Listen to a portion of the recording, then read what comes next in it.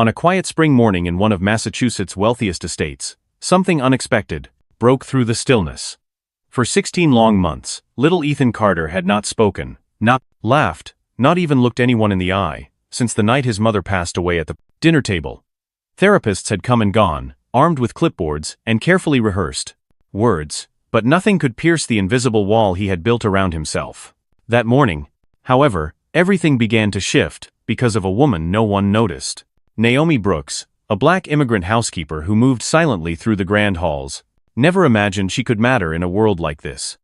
Kneeling on the garden's stone pathway, she worked her mop in steady strokes until the sunlight caught the edge of her bucket. A childhood memory flickered, lazy summer afternoons, blowing soap bubbles with her cousins. In the churchyard, acting on impulse, Naomi dipped her fingers into the soapy water, lifted them to her lips, and blew. A single bubble rose, shimmering, drifting toward the cherry blossom tree where Ethan sat, curled in silence. He looked up. Slowly. His gaze followed the bubble's fragile dance until it popped, leaving only the faintest shimmer in the air. And then, just enough to notice, he smiled. Not for show, not because anyone asked, but because, for the first time in over a year, something had reached him. Naomi didn't speak. She blew another bubble, letting it float between them like a quiet promise. And in that moment, neither wealth nor grief mattered, only a boy, a bubble, and the first spark of connection. Every morning, just after the sun slipped over the rooftops and poured gold into the estate's gardens, Naomi Brooks would step through the back kitchen door, mop bucket in hand. It had become more than part of her cleaning schedule. It was part of something wordless, something unspoken that lived between her and Ethan Carter. He was always there before her, now, sitting cross-legged beneath the wide-armed cherry blossom tree, waiting without waving, watching without speaking. The first time she saw him return, she thought it was coincidence. The second time, she felt the faintest pull in her chest. By the third, she understood, it was a routine, but not the kind anyone had planned. Naomi never crossed the invisible boundary too quickly. She would kneel a short distance away, dip her hand into the soapy water, and send a single bubble into the cool morning air. Ethan would track it with his eyes, still and intent, as if afraid that blinking might make it vanish. They didn't talk, not once. But the air between them was far from empty. Over the days that followed, the routine deepened. Naomi began blowing the bubbles in quiet sets of 3, pausing between each to let them drift and pop. Without being told, Ethan started holding up his fingers to count them, 1, 2, 3, then lowering his hand to signal for more. It wasn't a game they had discussed. It was his design, his pace, and Naomi followed it faithfully. One morning, she arrived to find him gripping a blue crayon. He leaned forward and drew a perfect circle on the stone patio in front of him, then looked up and tapped the space beside it. Naomi understood the invitation. She sat down carefully within the chalk outline, making sure her presence was soft, unthreatening. When she pulled a small notepad from her apron pocket and copied his circle onto a page, Ethan glanced at the sound of the crayon against paper. He didn't smile, but he shifted closer, just an inch. That inch meant everything. Soon, their mornings held more than bubbles. Circles multiplied across the patio in different sizes and colors. Sometimes Ethan shaded them in. Sometimes Naomi simply mirrored his shapes. The rhythm between them stayed quiet, steady, unbroken by demands or questions. Naomi knew the fragility of trust, how easily it could be shattered if you pushed too hard or too fast. She had learned that lesson long before this estate, in a different life, with a different child she could no longer reach. Ethan's trust was not given lightly, but it was unmistakable. On the 5th day, he reached for her bucket, dipped his hand in the soapy water, and wiped it on his pants. He didn't look at her as he did it, he didn't need to. The gesture said everything. I remember. I'm here.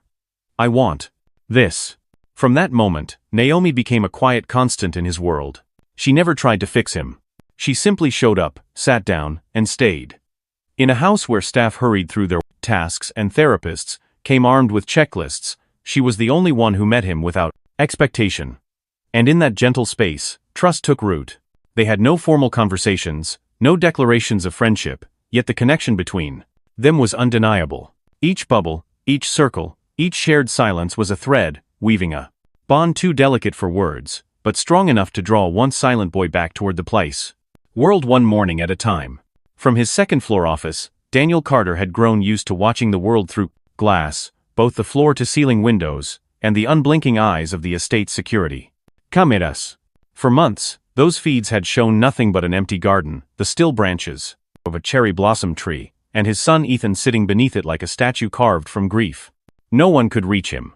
Not the specialists with impressive resumes, not the therapists flown in from across the country, not even Daniel himself. But one morning, something caught his eye.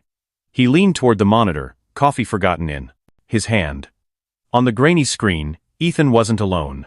Just a few yards away knelt Naomi Brooks, the quiet housekeeper he barely remembered hiring, a bucket of soapy water by her side. She dipped her fingers into the bucket, lifted them to her lips, and blew a single bubble into the air. Daniel almost dismissed it, until he saw Ethan's head lift. It wasn't much, just a slight movement, but it was more than Daniel had seen in over a year. The boy's eyes tracked the bubble's drift until it popped. Then, astonishingly, he looked at her and smiled. Not a performance, not a reflex, just a small, real curve of his lips. Daniel froze, replaying the footage twice, then 3 times. Months of expensive intervention had done nothing, and now this, a smile sparked by a bucket and soap bubbles. In the days that followed, Daniel found himself drawn back to that feed. Each morning, Naomi appeared in the garden at almost the exact same time, and Ethan was always there, waiting. They didn't speak, but their silent exchanges were unmistakable. Circles of chalk began to appear on the patio. Sometimes Naomi sat inside one, sometimes she mirrored Ethan's drawings in a small notepad. Daniel noticed how Ethan leaned closer, inch by inch, how his posture softened, how his eyes followed her movements. At first, Daniel told himself it was coincidence, a child's passing fixation. But deep down, he knew better. This wasn't random, it was trust, growing in a place where none had survived before. And it unsettled him. Not because he was jealous, but because it forced him to confront something he had avoided. He had no idea how to give his son what Naomi gave so easily. He started lingering by the monitors longer each day, then drifting downstairs to watch from doorways instead of screens. Naomi never acknowledged him beyond a brief glance, and she never shifted her attention to accommodate his presence. This wasn't his space, not yet, and she guarded it without words. For the first time, Daniel began to understand that healing didn't always look like structured schedules or measurable progress. It could be as simple as sitting in stillness, as patient as letting a child choose when to come closer. Naomi wasn't trying to pull Ethan out, she was meeting him where he was. And slowly, Daniel realized that perhaps the greatest gift he could give his son wasn't solutions, but presence. One afternoon, watching Ethan pass a crayon to Naomi without being asked, Daniel felt something he hadn't in a long time: hope. Not the kind that came from plans or strategies, but the fragile, dangerous kind that lived in moments, unscripted, unplanned, and quietly life-changing. He didn't yet know how to step fully into that space, but for the first time, he wanted to try. It was a quiet afternoon in the sunroom, the kind of stillness that seemed to wrap the whole estate in glass. Naomi Brooks sat cross-legged on the floor beside Ethan Carter, their usual bucket of soapy water between them. The air smelled faintly of detergent and spring blossoms, drifting in from the open doors to the garden. They had fallen into their familiar rhythm: dip the wand, blow a bubble, watch it drift and wobble toward the ceiling before it popped in a silent shimmer. Ethan's eyes followed each one with the same steady focus he'd shown for weeks now. Naomi didn't speak. She never did, unless it felt necessary. Instead, she let the space between them stay gentle, unforced. When the next bubble rose into the air, she noticed something shift in Ethan's gaze. His lips parted ever so slightly. His eyes stayed on the bubble, but his mouth moved, the faintest breath shaping itself into sound. Sky. It was barely more than a whisper, so soft it might have gone unnoticed, but Naomi heard it. She froze, her wand still in her hand, heart thudding in her chest. 16 months of silence, and here it was. His first word. She didn't gasp or cry out. Instead, she placed her hand gently over his and said softly, "It's okay, no pressure, no request to repeat it. Just quiet. Acknowledgement, as if the word were a fragile bird that might fly away if she held it too tightly." What neither of them realized was that Daniel Carter had stepped into the doorway moments earlier. He had only meant to watch from a distance, coffee cup in hand. But the sound of his son's voice, small, hesitant, real, stopped him cold. The cup slipped from his fingers and shattered against the tile, the sharp crack echoing through the room. Ethan startled, his shoulders tensing, his eyes wide. The spell of the moment trembled on the edge of breaking. Naomi turned her head toward Daniel, her expression calm but pointed. Then back to Ethan. Her voice remained steady. "It's just a cup," she murmured. "No one's mad." She rubbed her thumb lightly over his knuckles, anchoring him back to safety. Daniel stood frozen, guilt and awe tangled in his chest. He wanted to apologize, to fall to his knees, to tell them both what that single word meant to him, but he stayed still, afraid that speaking would undo what Naomi had so carefully built. Ethan's shoulders relaxed.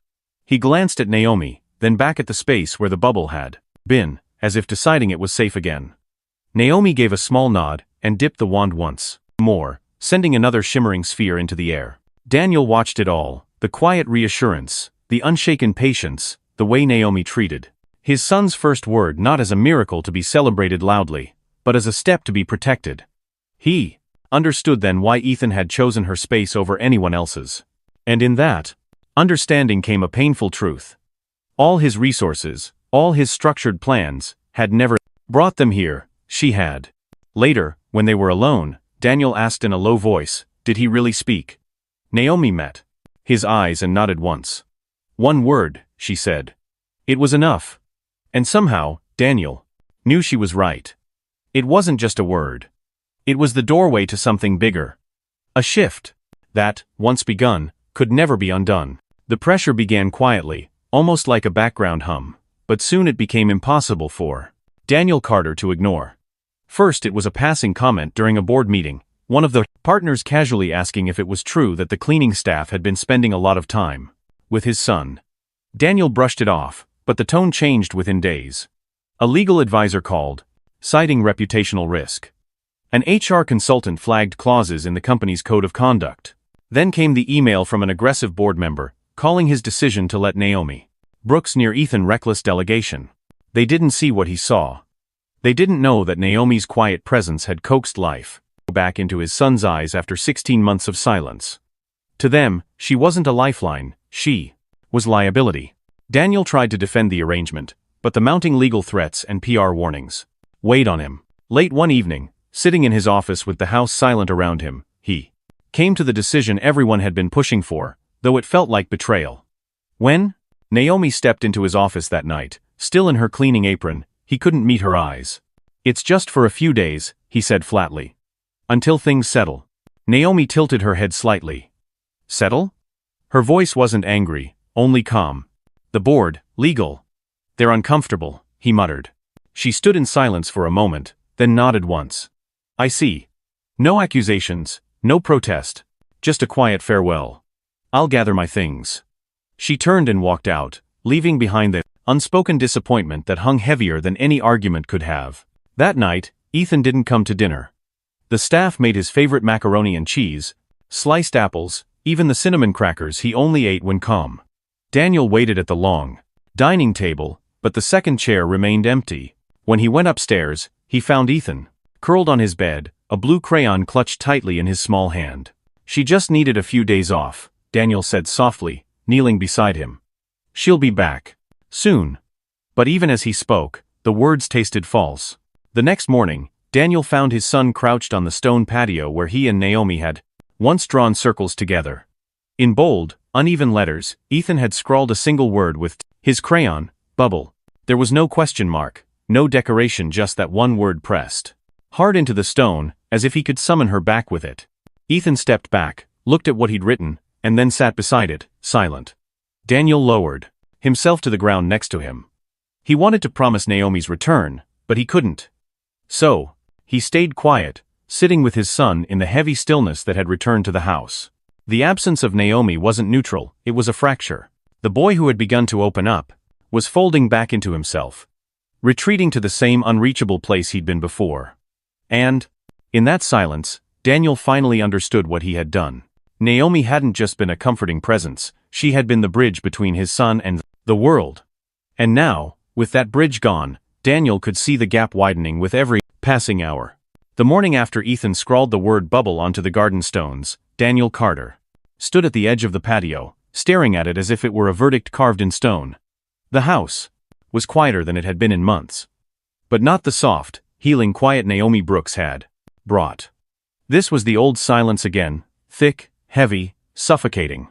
Ethan sat a few feet away, cross-legged, holding the worn plastic bottle of soap water Naomi had left behind.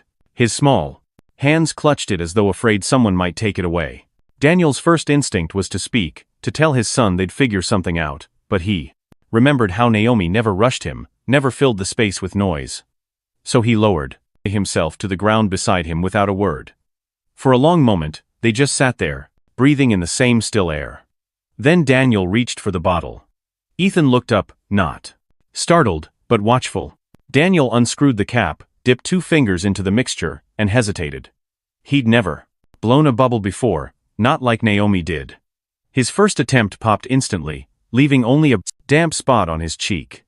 He felt foolish, ready to put the bottle down, until Ethan gave a 25 short, unexpected laugh. The sound startled Daniel more than the popped bubble. It was quick, almost shy, but it was real. Heart-pounding, he tried again. This time, a small, wobbly bubble floated into the air, before bursting just above Ethan's head.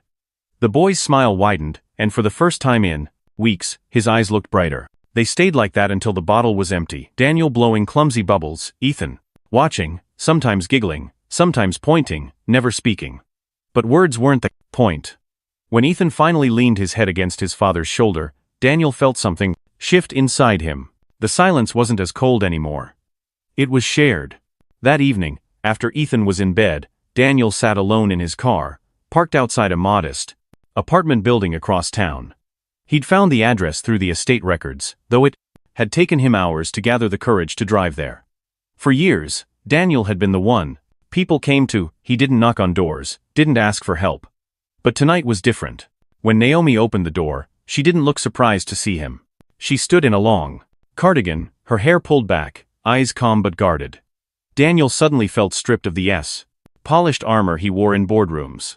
His voice caught as he said, "Please come back. He asked for you." There was no pleading in her face, no rush to accept. She simply looked at him, really. Looked as though weighing the truth in his words. Behind her, Daniel caught a glimpse of a small, lived-in kitchen, a photo on the fridge, the kind of space that spoke of a life beyond service. Naomi didn't invite him in, but she didn't close the door either.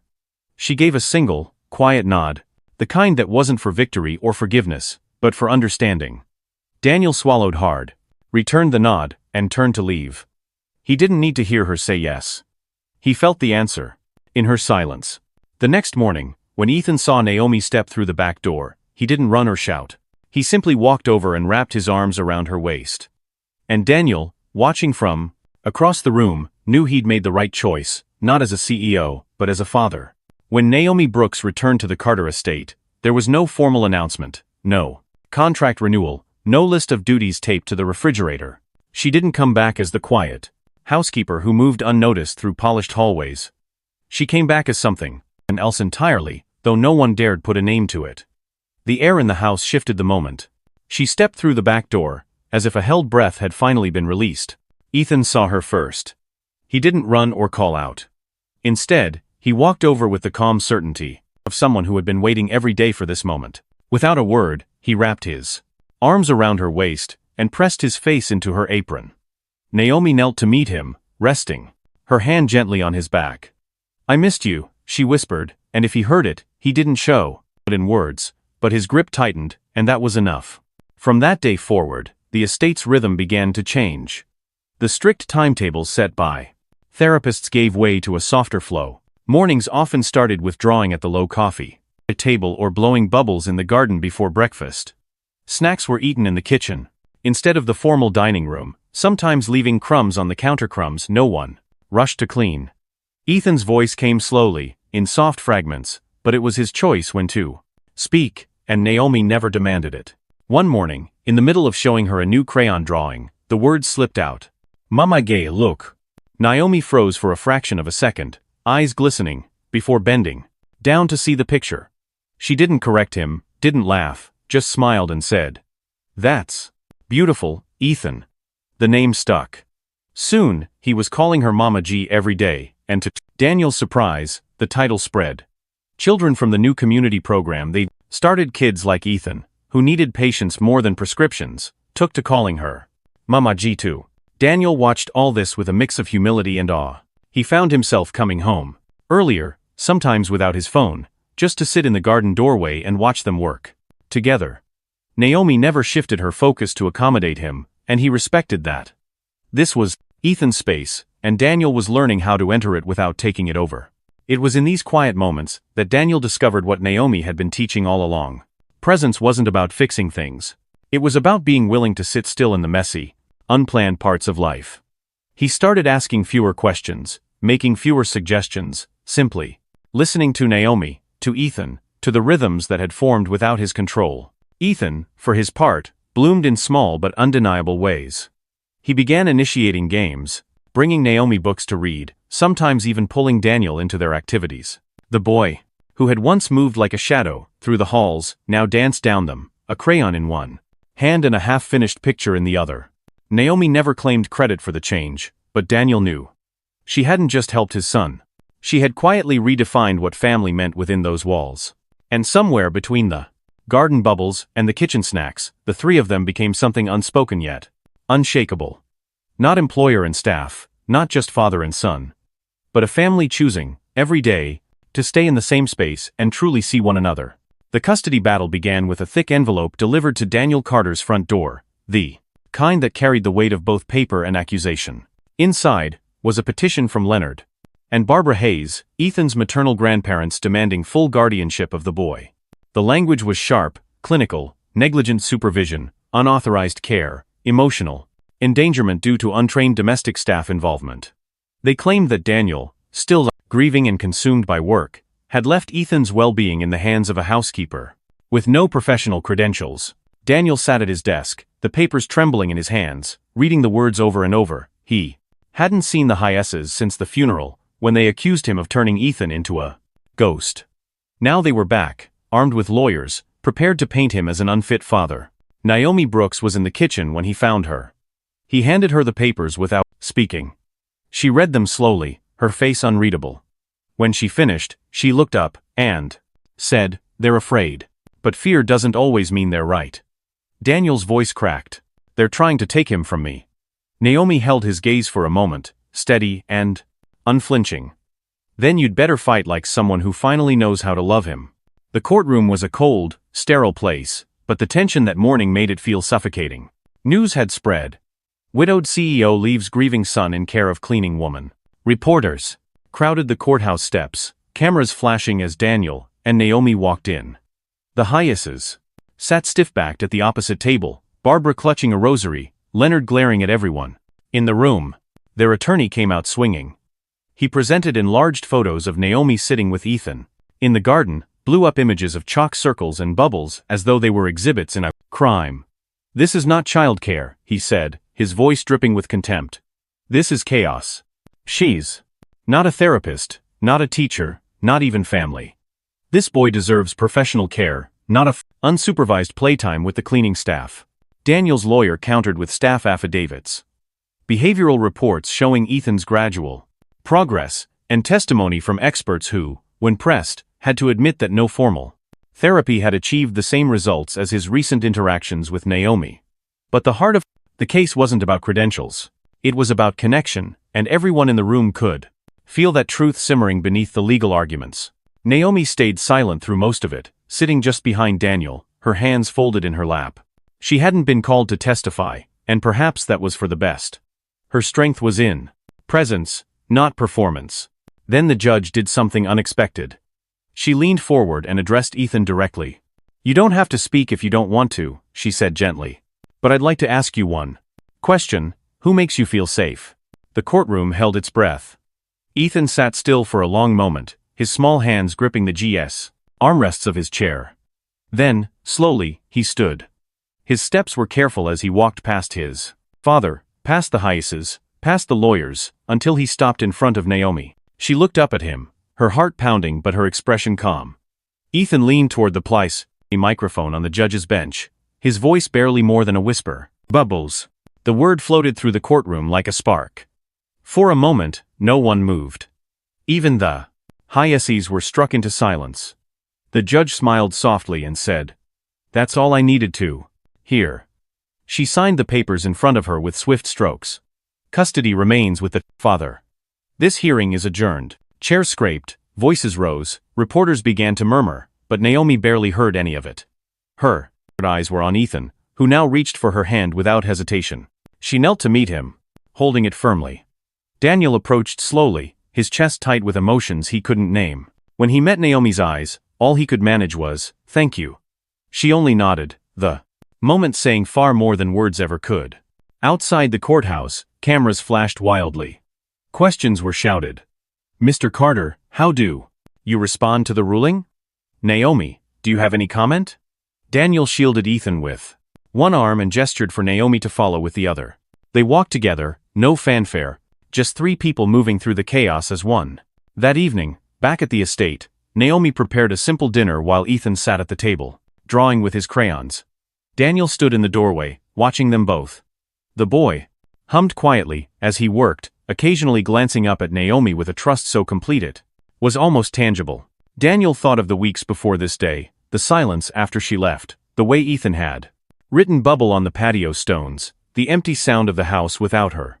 He realized now how close he had come to losing not just a custody case, but the very bridge that connected him to his son. And as Ethan proudly held up a new drawing for Naomi to see, Daniel understood something else. The word bubbles might have won the case, but what it really marked was the truth. No legal argument could deny Naomi had given his son safety, and safety had given him back his voice. The idea came quietly, over a late breakfast one crisp morning. Daniel Carter was reading the Saffin news on his tablet, Naomi Brooks was pouring coffee, and Ethan was humming softly while coloring at the kitchen table. It was an ordinary scene, but to Daniel, it felt extraordinary. For the first time in years, the air in the estate felt alive, warm, unhurried, real. He set the tablet down and looked at Naomi. "We have the space," he said thoughtfully. "And now, we have the reason." Naomi didn't ask him to explain. She just waited, the way she always did. Daniel went on. His words slow at first, then steadier. What if there was a place for kids like Ethan? A place where no one expected them to perform or progress on someone else's schedule. Where they could just be. That afternoon, planning began, not with architects or consultants, but with Naomi, a notepad, and Daniel sitting across from her at the kitchen island. They walked through the unused east wing of the estate, its long, echoing halls and rooms that hadn't been touched in years.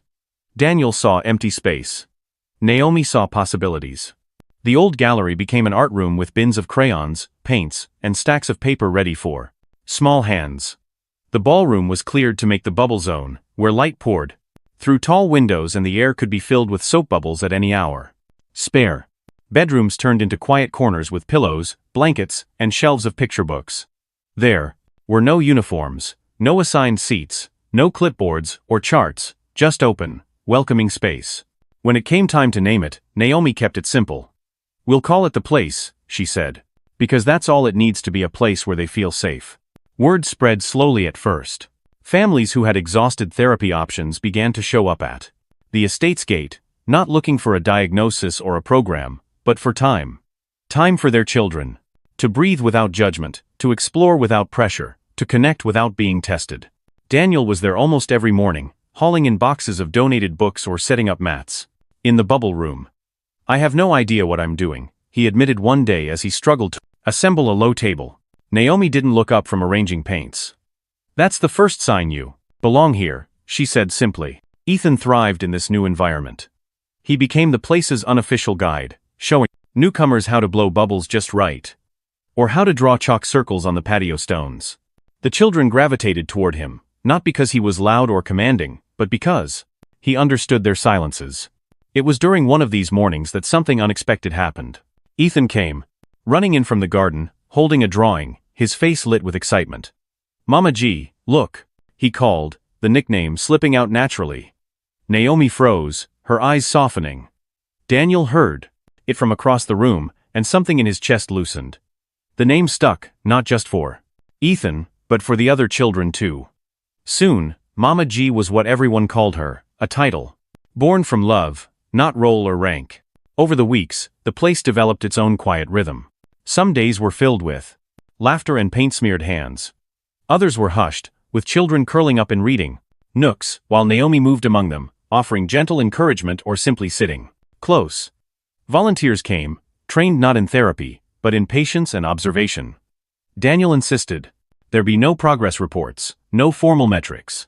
If they smile, if they stay, if they trust, that's progress, he said. One rainy afternoon, Naomi found Ethan in the bubble room with a group of new arrivals. He was demonstrating how to tilt the wand so the bubbles floated higher, his voice soft but clear. When one little boy burst into giggles after popping a bubble mid-air, Ethan grinned and said, "You're getting it." Naomi stood in the doorway, watching the boy who had once been silent. For over a year now, guiding others with the same care she had shown him. Daniel joined her quietly, leaning against the doorframe. "You realize," he murmured, "this all started with one bubble in the garden." Naomi smiled faintly. Most things worth keeping start small.